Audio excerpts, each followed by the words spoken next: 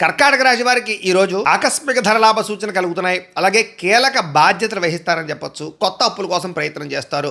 అలాగే ఖర్చుల విషయంలో మాత్రం జాగ్రత్త వహించాలి. విద్యార్థులు చదువు మీద ఏకాగ్రత పెరుగుతుంది. అలాగే ఉపాధ్యాయులు మిమ్మల్ని మెచ్చుకుంటారు. ఉద్యోగస్తులకి ఆఫీసులో మీ పనితీరుకి చక్కగా గుర్తింపు వస్తుంది. ఉద్యోగాలు మారే అవకాశం కూడా కనపడుతోంది. వ్యాపారస్తులకి నూతన పెట్టుబడులు అనుకూలిస్తాయి.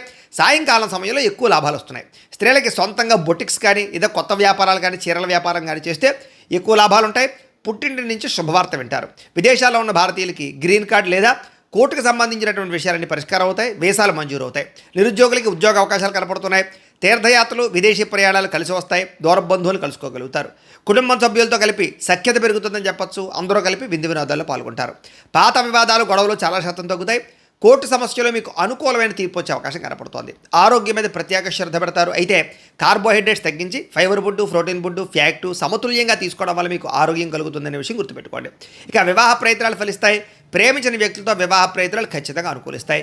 పెద్దలు మీ పెళ్లికి ఒప్పుకుంటారు. ఇంకా భార్యాభర్తలు ఒకళ్ళొకరు బాగా అర్థం చేసుకుంటారు. శారీరకంగా కలుస్తారు. అలాగే గృహాలు, భూములు, కొత్త ఇళ్ల స్థలాలు కొనుగోలు చేసేవారికి ఈరోజు కలిసి వస్తుంది. స్థిరాస్తి క్రయ విక్రయాలు లాభిస్తాయి. సమాజంలో కీర్తి మర్యాద గౌరవం పెరుగుతాయి. అందరి యొక్క ప్రేమని పొందగలుగుతారు. మీకు వెంకటేశ్వర స్వామి అంటే ఇష్టమైతే కనుక ఇక్కడ ఒకసారి లైక్ చేయండి. ఆయన ఆశీస్సులు లభిస్తాయి. అలాగే రేపటి రాశి ఫలం కూడా మీకు రావడానికి సబ్స్క్రైబ్ చేసుకుని ఫాలో అవ్వండి. అలాగే ఇక్కడ కనపడుతున్నటువంటి ఈ లింక్ మీద మీరు క్లిక్ చేసినట్లయితే మీకు ఈరోజు ఇంట్లో వెంకటేశ్వర స్వామి వారికి పూజ ఎలా చేసుకోవాలో వీడియో వస్తుంది.